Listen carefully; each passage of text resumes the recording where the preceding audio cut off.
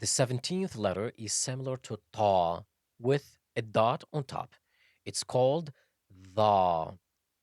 If you compare ta and the tongue is flat in ta, but in the tongue is rolling forward.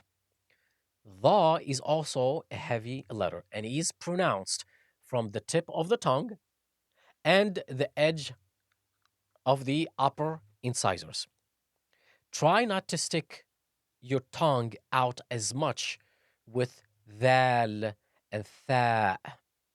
It's a little less with the. Watch this. Tha, the, the. It's just a little less.